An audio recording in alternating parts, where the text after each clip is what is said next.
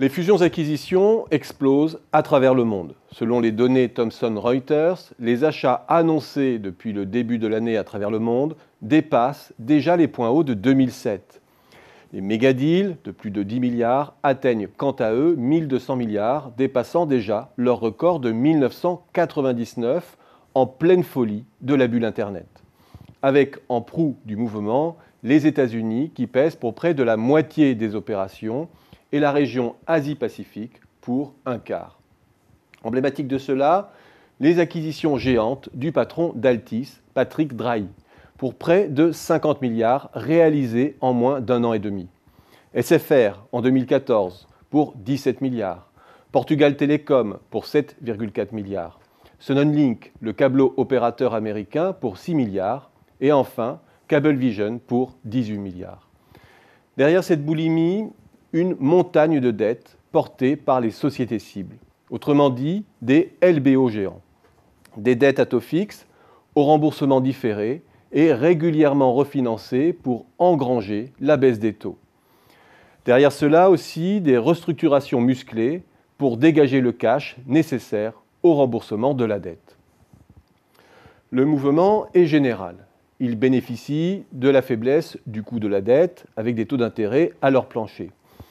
Ils bénéficient de l'abondance des trésoreries accumulées par les grands groupes. Ils bénéficient aussi de l'instabilité des cours et des revirements de conjoncture régionale qui permettent de réaliser des deals à prix intéressants. Ce mouvement s'inscrit surtout dans une logique plus profonde de recentrage des groupes sur les pays développés après leur déconvenue sur les marchés émergents. Or, en absence de vrais moteurs pérennes de demande, les grands groupes trouvent leur véritable planche de salut en exploitant les fantastiques opportunités de levier que leur procure le niveau historiquement bas des taux d'intérêt. Le capital se replie sur les économies avancées, mais ce repositionnement ne bénéficie ni à l'investissement ni à l'emploi. Au contraire, les fusions-acquisitions sont menées avec l'objectif de prendre le contrôle des actifs les plus stratégiques, les brevets, les licences, les marques, etc. Avec l'objectif aussi de rationaliser derrière l'outil de production.